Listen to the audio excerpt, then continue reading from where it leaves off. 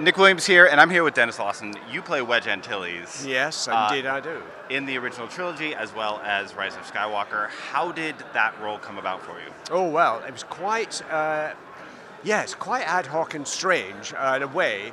It was the summer of 1976, the very first movie, and it was a very interesting year for me.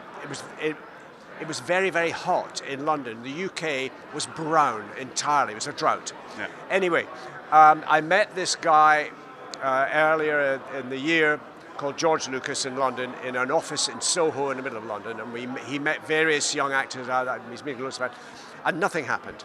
And then I went to France. It was a very interesting year that year. I did 2 movies in France, which were both fascinating. Then I came back to London and suddenly got a call from my agent and said, oh, that movie that you met for the science fiction thing, they would like you to do it. And I went, what? Oh, I'd forgotten about it, because they'd already started shooting. Mm-hmm. So I went, what else is, yeah, okay, fine, let's do it. So I then turned up to shoot it, and knew a lot of the other guys. There were a lot of young actors. I knew a lot of the guys because they're London-based and my age group and stuff, and we'd hang around outside the sound stage and chat away and mess about and tell gags and jokes, and then you'd be called up one by one for the battle sequences onto this platform, and you climbed a wooden ladder onto this platform, and at each corner there was a couple of guys wobbling it around like that. That's how basic it was.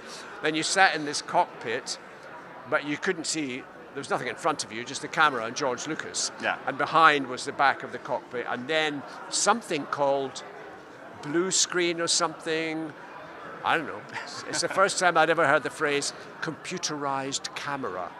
Really impressive. So that's kind of how it went, you know? Yeah. Yeah. I mean, you probably had no idea what kind of success Star Wars would be originally and how that would affect you. Exactly. And in fact, we didn't really know what we were in. I don't think we saw a full script, in fact. We just saw our sequences of stuff, you know. So we didn't understand what was going to be behind us or in front of us, and how they were going to manipulate the material. We didn't have any sense of that at all. And it wasn't until months and months later, 6 months maybe down the line, and we sat down in a cinema for a cast and crew screening in one of the big cinemas in Leicester Square in the centre of London. And I mean big. And we couldn't believe what we were seeing. It was gobsmacking. What they'd done with the material was just revolutionary. And we suddenly saw what we were in, and it was just amazing, absolutely amazing.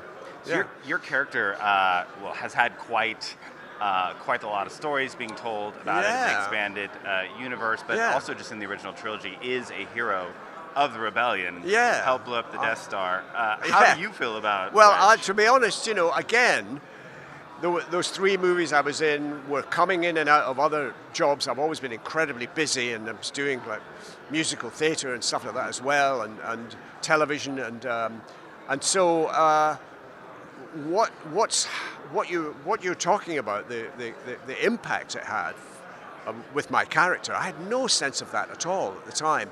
It's only that's developed over the years since the movies were released, you know, that sense of this incredible sort of following the films have. Here we are at a con, you know, a what? Who knew what that was, you know? And so it's been really surprising and delightful. It's fantastic. You know? And you have people whose favorite character is Wedge. Yeah. So that, I mean, of the entire universe, Wedge Antilles is their person. Well, that amazes me. I mean, I just look at, you know, the other extraordinary characters within the storylines, you know, were amazing. And I turned up and, you know, did my job as I do, you know. And so I didn't have a concept of the importance of the character until we're standing here now, in a sense, until maybe 10 years down the line, something like that, you know. And I have to wonder, so you're in this cockpit, you have this blue screen behind you, and you're just being told instructions. Yes. What was that? What was it like? It was weird. Well, I'll tell you something. It's quite funny because George is some kind of genius, no question about it. But George would be sitting by the camera with the script, and I remember there was like a battle sequence, maybe 20 pages of dialogue. And he thought, bless his cotton socks, that you could just, as an actor, give him one line after the other like that. And I said, George, that's not going to work that way, George. I said, I'll tell you what to do.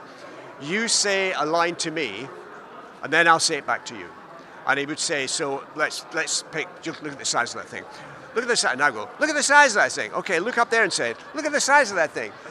Look at the size of that thing. So I'd give him 4 or 5 different versions of that line. Then we move on to the next line. So we did it in that way. But of course, it was actually a great way to work. It was very spontaneous and were very good for kind of concentration. And then, of course, they took that material and as I say, manipulated it brilliantly within the final production, you know. I mean, I love it. I love Wedge and his entire like life. It's very interesting to me. But like having grown up watching you as kind of like one of the heroes of the rebellion. Yes. To me, be able to meet you is such a pleasure. Well, that's delightful. Thank you. Thank you very much. Hey, it's a pleasure. Good to meet you.